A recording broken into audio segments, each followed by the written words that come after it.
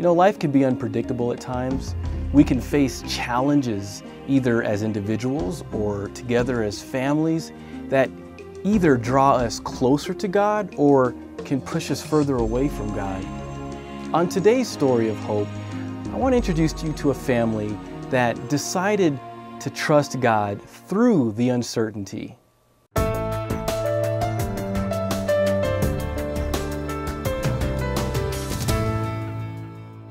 We're gonna get you in your costume. He was 20 months old when this happened. And he kind of did a strange eye roll where he looked dizzy or something like that. And he was still a little fussy, so I sat down with him on the couch and he just got sick. You know, typically if a kid gets sick or throws up, you're like, well, I'll just put him down for a nap.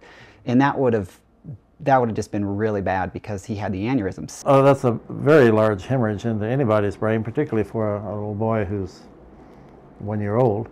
As soon as we got to Children's, they determined that from the CT scan that Good Samaritan had done, that he had indeed had an aneurysm, that it had burst and bled into his head, and that there was significant pressure on his brain at that point. It's potentially lethal.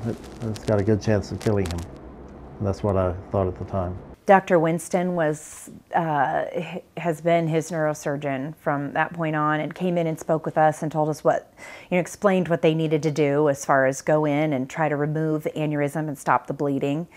And, he couldn't really offer us at that point much of an outcome. We had no idea if he would make it or not. Well, he was not doing well. He was very desperately ill and pretty much unresponsive and to anything, and so this clot has to be taken out very soon. If you're going to have an aneurysm, it was in the best place possible.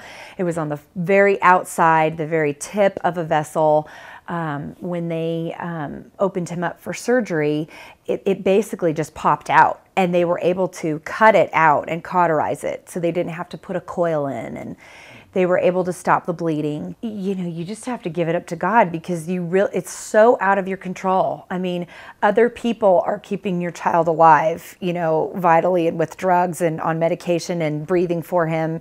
And yeah, when the doctor comes in, it's basically like, we need to perform emergency surgery or your son's going to die.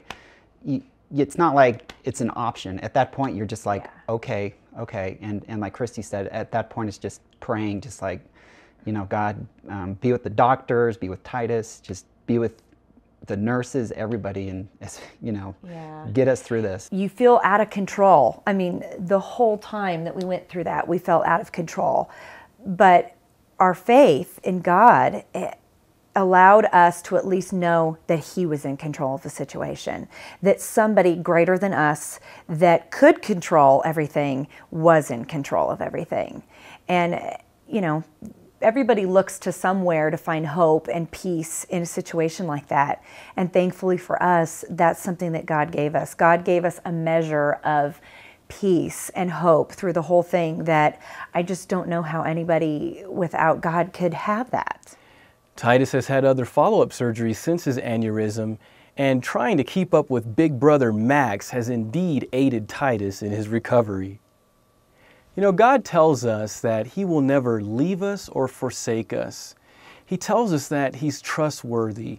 And in the Bible, God tells us that He indeed will be our ever-present help in a time of trouble.